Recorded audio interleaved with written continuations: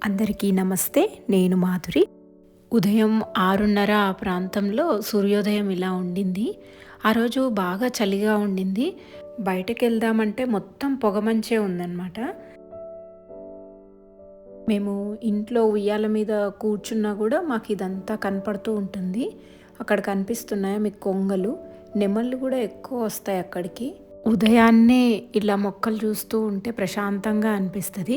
బయటికెళ్ళాలంటే బాగా చలిగా ఉందని ఇంట్లో కూర్చొని ఇట్లా చూస్తూ ఉన్నాను.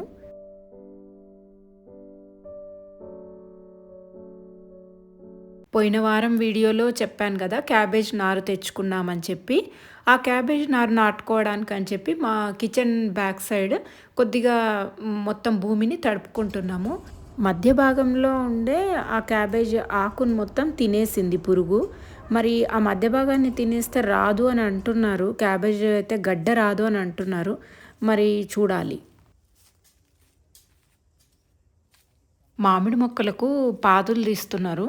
వీళ్ళు 6 గంటలకే స్టార్ట్ చేశారు చూడండి. బాగా చలిగా ఉంది. అయినా గూడా వీళ్ళు ఎప్పుడైనా సరే పొద్దున్నే పని స్టార్ట్ చేస్తారు.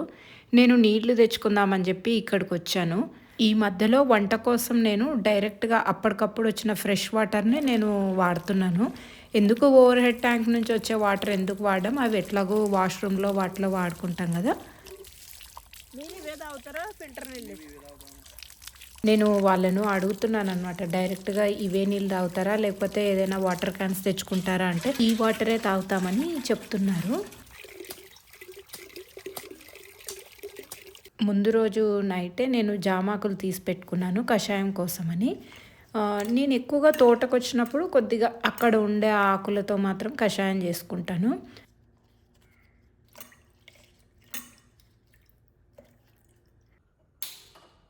కషాయాన్ని ఎక్కువగా మరిగించాల్సిన అవసరం లేదు.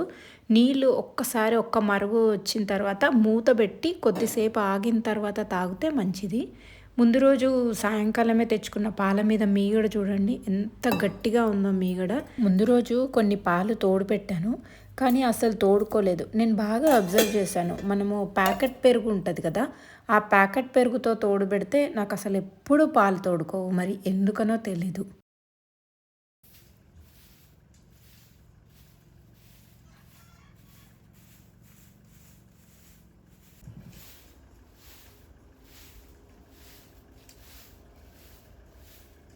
ఇంటి ముందు ఊడ్చాక నీళ్ళు చల్లి ముగ్గేద్దామంటే బోర్ పనిచేయలేదు. ఏదో ఎయిర్ స్ట్రక్ అయిందండి పైప్‌లో. అది రాములు తర్వాత గోవింద్ రిపేర్ చేస్తా ఉన్నారు. అసలు ఆ రోజు ముగ్గేయడానికే కుదరలేదు.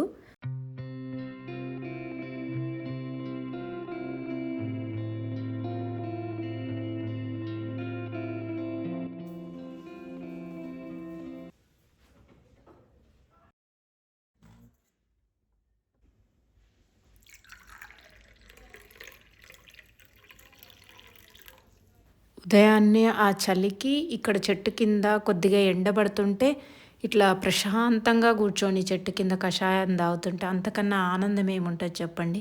పొద్దున్నే ఇట్లా రిలాక్స్డ్‌గా మంచిగా ప్రశాంతంగా ఉంటే ఎంత పనైనా చేయొచ్చు. ఈ మామిడి మొక్కను కొట్టేయమని చాలామంది సజెస్ట్ చేశారు.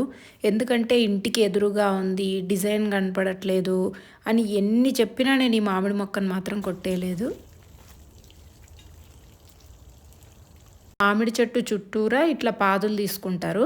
తీసుకున్న తర్వాత డిసెంబర్ రెండో వారంలో ఖచ్చితంగా వీళ్ళు పైపులేసి నీళ్లు పట్టుకుంటారు. పూత బాగా రావడానికని చెప్పి.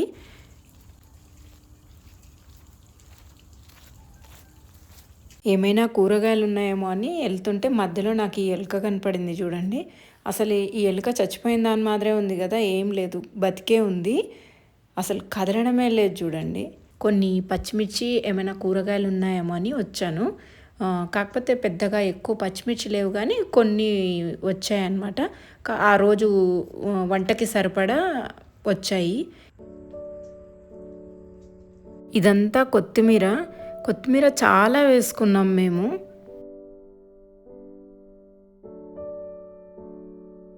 ఈ కొత్తిమీర చూడండి ఇంత కొత్తిమీర ఉందో అసలు. ఒక పెద్ద మడికేసుకున్నామనమాట కొత్తిమీర. కొత్తిమీరను ఇట్లా పట్టుకోగానే అసలు ఎంత మంచి వాసననో ఆ అరోమా మాత్రం. ఆ రోజు కొత్తిమీర పచ్చడి చేయాలని చాలా ఎక్కువగానే కట్ చేశాను. నేను ఈ మధ్యలో తోటలో ఏమేం కూరగాయలు, ఆకుకూరలు ఉంటున్నాయో వాటితోనే వంట చేయడం అలవాటు చేసుకుంటున్నా. ఫ్రెష్‌గా తెంచుకొని మనం వంటల్లో వాడుకుంటే దానిలో ఉండే న్యూట్రిషనల్ వాల్యూస్ కూడా పోవు గదా!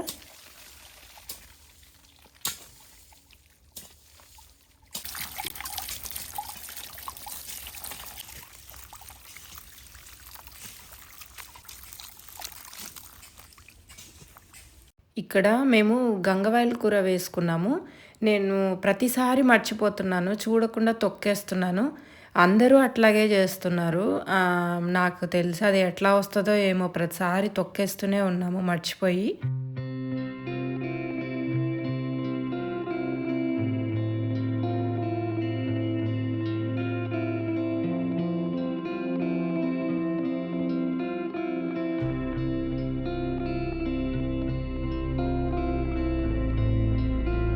ఆ రోజు ఉదయం బ్రేక్‌ఫాస్ట్‌కి పొంగల్ చేస్తున్నాను. బియ్యము, పెసరపప్పు కడిగిన నీళ్ళని అక్కడ పప్పాయ చెట్టుకు పోస్తున్నాననమాట. అయితే పొంగల్‌లో గూడా లాస్ట్‌కు కొత్తిమీర కొద్దిగా దంచి వేస్తే చాలా టేస్టీగా అనిపిస్తది. ఆ అరోమా గూడా బావుంటది. ఆ రోజు బ్రేక్‌ఫాస్ట్‌కి పొంగలి, తర్వాత పల్లి పచ్చడి చేశాను. అసలు ఆ చలికి ఇట్లా వేడి వేడిగా తింటుంటే ఇక్కడ ఆరుబయట ఎండలో కూర్చొని తింటుంటే ఇంకా బాగుండింది. చల్లగా ఉన్నందుకు ఆ రోజు అందరం బయట కూర్చొనే తిన్నాము ఎండకి. మళ్ళీ మధ్యాహ్నం వంట చేయాలి గదా! కొన్ని టమాటాలు అవసరమయ్యి ఇక్కడికొచ్చాను. టమాటాలు తీసుకెళ్దామని చెప్పి. ఆవుల్ని ఇట్లా ఫ్రీగా వదిలేస్తామనమాట మేతకి. మనము మధ్య మధ్యలో చూసుకుంటుండాలి. లేదంటే ఆ కంది చేనులోకెళ్ళి కంది చేను గూడా తినేస్తాయి.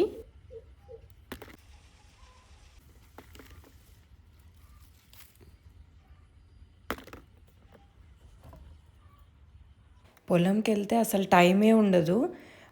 వంట చేసుకోవాలి. తర్వాత పొలం పనులుంటాయి. ఇంకా మేము ముందు రోజే క్యాబేజ్ నారు గూడా తీసుకొచ్చాం గదా! అది గూడా నాటుకోవాలని తొందరగా ఆ రోజు కొత్తిమీర పచ్చడి, పప్పుచారు చేశాను.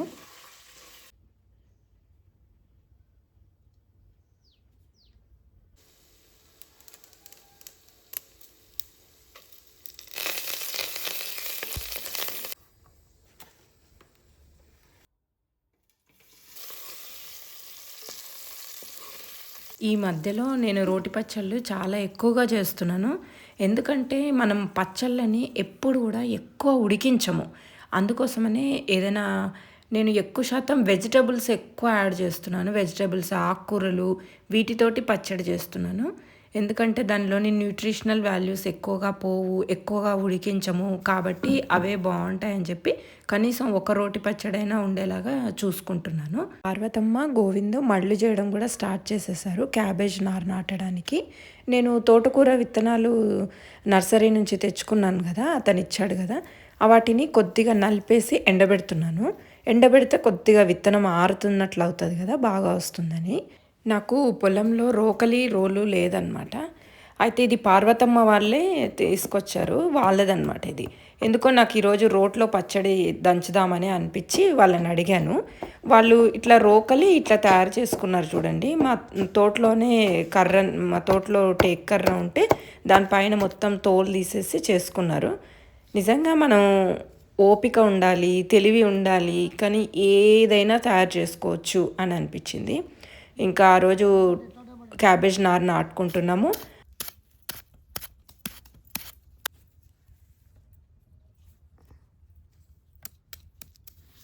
క్యాబేజ్‌కి మాత్రం కషాయాలు ఎంత ఎక్కువ కొట్టాల్సొస్తుందంటే, అసలు బయట ఇంకా నాకనిపిచ్చింది క్యాబేజ్, కాలీఫ్లవర్ అసలు బయట ఎన్ని మందులు కొడతారు అని అనిపిచ్చింది. అందుకోసమే ఇది ఓన్లీ ఎక్స్‌పెరిమెంట్ కిందనే ఇట్లా వేశాం. చూద్దాం ఈ కషాయాలు ఎన్ని సార్లు కొట్టాల్సొస్తది ఈ క్యాబేజ్ కోసం అని చెప్పి. ఇక్కడ గోవిందు తోటకూర వేస్తున్నాడు. తోటకూర విత్తనాలకి ఇసుక కలుపుకొని చల్లుకుంటున్నాం. ఎర్ర తోటకూర ఇది. నేను వచ్చిన తర్వాత మళ్ళీ ఒకసారి వీడియో చేస్తాను. విత్తనాలన్నీ కిందికెళ్ళడానికని చెప్పి కల్వర్‌తోనే జస్ట్ ఊరికే పైన అట్లా అనుకుంటున్నాము. ఈ ప్లేస్‌లో మేము మొత్తం పొటాటో వేసుకున్నాం గదా! ఆలుగడ్డ. అయితే ఈ పువ్వులు ఎంత బాగున్నాయి గదా! అసలు ఆలుగడ్డ పువ్వులు. అయితే ఈ పువ్వు తొందరగా వస్తే ఆ పొటాటోకి మనము క్రాప్ తీసిన తర్వాత వచ్చిన పొటాటోస్ ఎక్కువ రోజులు స్టోర్ అవ్వవంట. అంటే తొందరగా కుళ్ళిపోతాయంట. మరి ఆ పువ్వు రాకుండా మనము ఆ టెంపరేచర్స్‌ని ఆ కింద భూమి లోపల మెయింటైన్ చేయాల్సుంటది అని నేను చదివాను. బట్ అది ఎంతవరకు నిజమో అన్నది నాకు కూడా తెలీదు. బట్ ఇప్పుడు చూడాలి. మరి ఆ పూత పూసిన పొటాటోను సెపరేట్ చేసి చూడాలి. ఇది పొన్నగంటి కూర. ఎప్పుడో ఇక్కడ పొన్నగంటి కూర ఒక 6 సంవత్సరాల క్రితం ఏస్తే ఇప్పటికి భూమిలో అట్లాగే వస్తూనే ఉంది.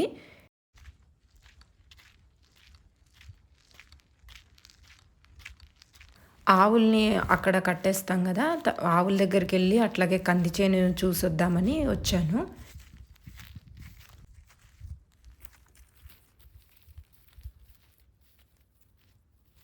మధ్యాహ్నం 12 దాటిందంటే ఈ ప్లేస్‌లో వదిలేస్తాము. 12కు ముందేమో మా కిచెన్ బ్యాక్ సైడ్ వదిలేస్తామనమాట. ప్లేస్ మార్చుతూ ఉంటాము. ఇక్కడ బంతి పువ్వులు గూడా సైజ్ చిన్నగయిపోయాయి. ఇంకా పొలం మొత్తం చూడండి గడ్డి ఎట్లా పెరిగిపోయిందో గునుగు మొత్తం గునుగుతోనే ఉంది. ఈ ప్లేస్ అంతా మళ్ళీ కొద్దిగా ఒకసారి దున్నిచ్చేసి ఉల్లిగడ్డ పెట్టుకుంటామనమాట ఇక్కడంతా గూడా. ఉల్లిగడ్డ గానీ, ఏదైనా ఆకుకూరలు గానీ, ఇంకా ఏవైనా మొత్తం కూరగాయలు పెట్టుకుంటాం ఈ పొలాన్నంతా దున్నించేసి. వడ్లు గూడా కట్ చేశాము. అయితే ఈసారి మాకు ఓన్లీ 2 మళ్ళ వడ్లు మాత్రమే వచ్చినాయనమాట. వేసుకున్నదేమో 5 మళ్ళు. వెనకాల ఉండే 3 మళ్ళ నుంచి మాకు వడ్లనేవి రాలేదు. ఎందుకంటే మేము వడ్లని వెదజల్లు పద్ధతిలో వేశామనమాట. నారుమడి పద్ధతి కాదు. అయితే ఆ వెనకాల వడ్లు జల్లినప్పుడు ఆ 3 మళ్ళ మొత్తము నెమళ్ళు, పిచ్చుకలే తినేసినాయి. కాబట్టి ఆ 2 మళ్ళే మిగిలాయి మాకు. ఆ 2 మళ్ళవి మాత్రమే వడ్లు. అయితే ఈసారి వరికి మాత్రం ఒక్క కషాయం గానీ, తర్వాత జీవామృతం గానీ, పేడ మూత్రం గానీ ఏవీ ఇయ్యలేదు. అంటే ఇవి ఖాళీ ఈ వడ్లు దేవుడు ఇచ్చిన వర్షం ద్వారా పండిన వడ్లు మాత్రమే. మేము బోర్ నుంచి నీళ్లు పెట్టింది కూడా 2, 3 సార్లు మాత్రమే. ఇదంతా చూడండి ఇది మిషన్‌తో కోపిచ్చాం. ఒక మడి మిషన్‌తో కోపిచ్చాం. ఒక మడి మొత్తము గోవిందు, పార్వతమ్మనే చేయితో కట్ చేశారు. ఎందుకంటే మేము చేయితోనే కట్ చేద్దామని ఫస్ట్ స్టార్ట్ చేశాము. లాస్ట్ ఇయర్ కూడా వరి మొత్తం చేయితోనే కట్ చేసినాం కదా! మీరు చూసారు కదా! ఇక్కడ మీకు పైన కనిపిస్తున్నవేమో 2 ఎందుకు సెపరేట్ చేశాము అంటే ఇవేమో ఒకటి కుంకుమశాలి దేశవాళీ వెరైటీ వేసుకున్నాం. ఒకటేమో ఆర్ఎన్ఆర్ వేసుకున్నామనమాట వడ్లు. అందుకని సెపరేట్ చేసి పెట్టుకున్నాము. ఒక మడి దేశవాళీదైతే ఒక మడి ఆర్ఎన్ఆర్‌ది. చెయ్యితో కోస్తేనేమో వరిమళ్ళు ఎప్పుడైనా గానీ ఆవులకు గడ్డి బాగా వస్తది. కింద నుంచి కట్ చేస్తారు కాబట్టి. మిషన్ అయితే పైన కట్ చేస్తది.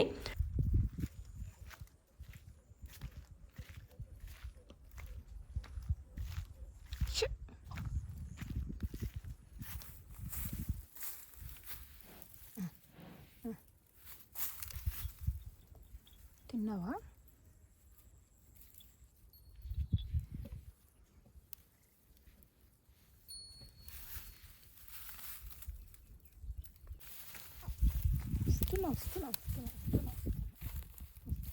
మధ్యాహ్నం తర్వాత గోవింద్ ఏం చేస్తున్నాడంటే, ఈ వరి మళ్ళల్లో గడ్డి ఉంది కదా! ఆ గడ్డిని తర్వాత ఆ జొన్న చేను కోసిన తర్వాత వచ్చిన సొప్పని ఈ రెండిటిని ఇక్కడ వేస్తున్నాడనమాట. కట్టేస్తాడు మధ్యాహ్నము. ఫ్రీగా వదిలేయకుండా. మళ్ళీ కొద్దిసేపు ఒక 2, 3 గంటలు అట్లాగా ఉంచేసి అప్పుడు మళ్ళీ ఫ్రీగా వదిలేస్తాము. ఆవు ఈనడానికి రెడీగా ఉంది. అందుకని బాగా ఆయాసపడుతుంది. మేమనుకున్నాము మేమున్నప్పుడే ఈనుతదేమో అని అనుకున్నాం. కానీ ఆ వారమంతా అయితే ఈనలేదు. బట్ నెక్స్ట్ వీక్ కంపల్సరీ ఈనుతుందనే అనుకుంటున్నా. మీరందరూ కూడా నెక్స్ట్ వీక్ ఆవు డెలివరీ అయ్యే వీడియోనే రావాలని కోరుకోండి. చూద్దాం కోడదూడ పుడుతుందా, తర్వాత ఆవు దూడ పుడుతుందా ఎక్స్పెక్ట్ చేసి మీరు చెప్పండి. చూద్దాం ఏది పుడుతుంది అని అనేది. మేము మొట్టమొదట తీసుకున్న ఆవైతే ఇదే అన్నమాట. ఇది మా దగ్గరకు వచ్చిన తర్వాత ఇప్పుడు 5వ సారి ప్రెగ్నెంట్‌గా ఉండడం. పార్వతమ్మ అయితే ఎప్పుడు అంటుంటది ఈ ఆవును మేము లక్ష్మి అని పేరు పెట్టుకున్నాం ఈ ఆవుకు మాత్రం. దేవతమ్మ ఈ ఆవు దేవత అని అంటుంటది ఎప్పుడు చూసినా. అది ఎందుకో ఏమో తెలీదు పార్వతమ్మ అట్లా అంటా ఉంటది.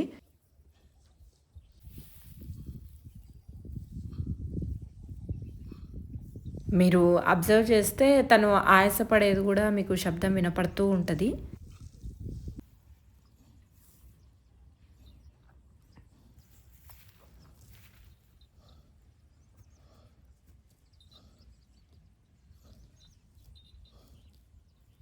ఈ ఆవు గూడా ప్రెగ్నెంట్‌గానే ఉంది. ఇది డెలివరీ అవ్వడానికి ఇంకా 1 మంత్ టైం అయితే పడతది. ఇది ఎద్దు మా ఎద్దు మీకు ఎప్పుడు చూపిస్తూనే ఉంటా గదా! కొంతమందయితే భీముడు అని పిలుస్తుంటారు ఈ ఎద్దుని.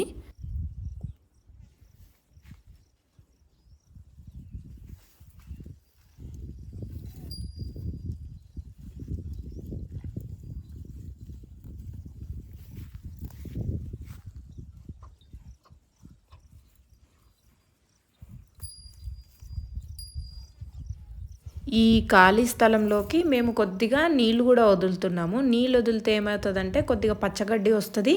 అందుకోసమని ఆ పచ్చగడ్డి తినుకుంటూ ఉంటదని చెప్పి గోవింద్ ఇట్లా నీళ్ళు ఇడుస్తున్నాడు. తర్వాత ఇక్కడ ఒక చిన్న గుంతలాగా చేసి పెట్టాడనమాట గోవింద్. అంటే ఒక చిన్న చెరువులాగా, చిన్న చెరువని గాదు మడుల్లాగా క్రియేట్ చేసి పెట్టాడు.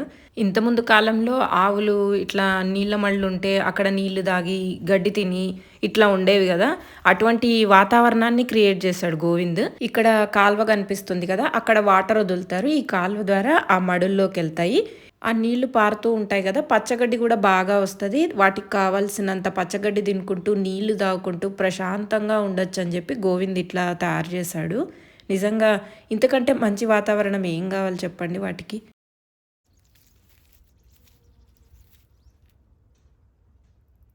కంది అయితే బాగా వస్తుంది. కాకపోతే అక్కడక్కడ పురుగు కనపడుతుంది.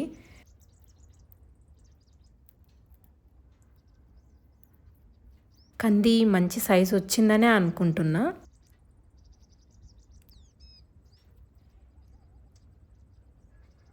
పంట బాగా పండింది అని అనుకుంటుంటేనే మనకి ఏదో ఒకటి మాత్రం జరుగుతుంటది. అడవి పందులు చూడండి అసలు కంది చేను మొత్తం కింది నుంచి వంపేసి మొత్తం కంది బుడ్డలన్నీ తినేస్తున్నాయి.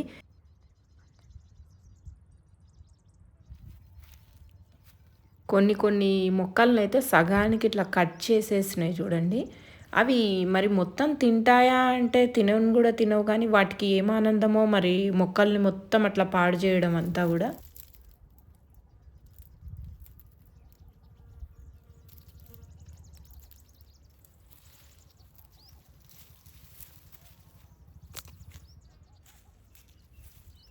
అంది ఎంత హైట్ పెరిగిందో చూడండి. ఆల్మోస్ట్ 6 ఫీట్ పెరిగింది. అసలు ఎంత హైటో.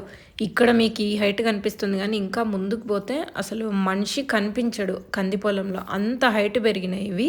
అయినా సరే మొత్తం అడవి పందులు అంత కిందికి ఎట్లా ఉంచేస్తున్నాయో చూడండి. ఆవులతో తర్వాత ఇట్లా పొలంలో తిరుగుతూ ఉంటే భోజనం టైం అయింది అన్నది కూడా తెలీదు. అసలు ఆ భోజనం టైం గూడా అయిపోయిండింది. ఇట్లా కొత్తిమీర పచ్చడి చేసుకున్నాం గదా! తాజాగా వేడి వేడి అన్నంలో కొత్తిమీర పచ్చడి కలుపుకొని తింటే చాలా బావుండింది. లంచ్ అయిపోయిన తర్వాత మళ్ళీ పనులుంటాయి గదా! మళ్ళీ హైదరాబాద్‌కెళ్ళిపోవాలి గదా! ఎళ్ళిపోయే టైంలో మళ్ళీ మనం హార్వెస్ట్ చేసుకోవాలి గదా! సపోటాలొచ్చాయి. బాగా సపోటాలొచ్చినాయి. ఒక 2, 3 జామకాయలొచ్చినాయి అంతే. ఎక్కువైతే ఏం లేవు. ఇక్కడ మునగాకు కూడా కట్ చేసుకుంటున్నాము. అయితే పెద్ద పెద్ద కొమ్మలైతే కట్ చేస్తున్నాం ఈరోజు. ఎందుకంటే మాకిక్కడ కరెంటు వైర్స్ ఉంటాయన్నమాట. పోల్స్ ఉన్నాయి గదా! ఆ పోల్స్‌కి ఉండే కరెంటు వైర్స్‌కి ఇది దానికన్నా హైట్ పెరుగుతుంది. ఆ వైర్స్‌కి కొమ్మలు తగిలినప్పుడు ఏమవుతదంటే ఆ ట్రాన్స్‌ఫార్మర్ దగ్గర ప్రాబ్లమ్ వస్తుంది.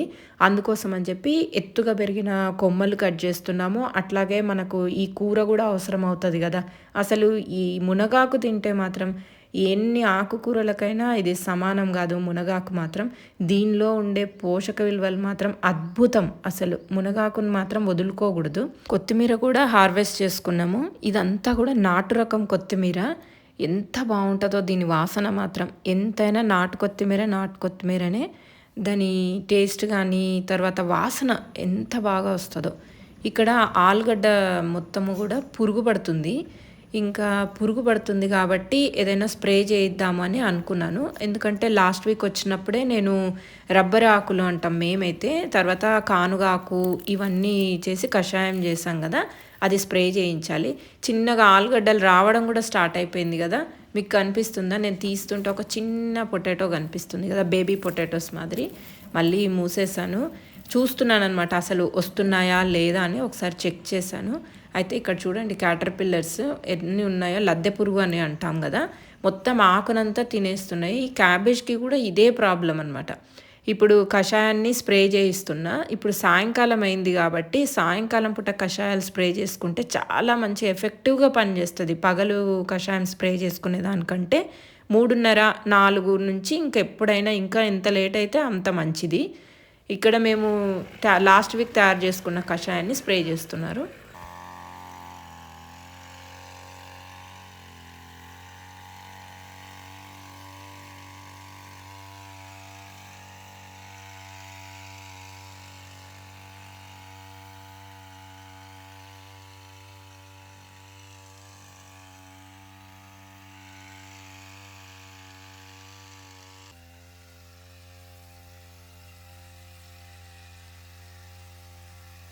పొటాటోస్‌కే కాకుండా అక్కడ చుట్టుపక్కల ఉన్న మొక్కలన్నిటికి కూడా స్ప్రే చేయిస్తున్నాను. నిమ్మ మొక్క కూడా బాగా పురుగు పట్టింది.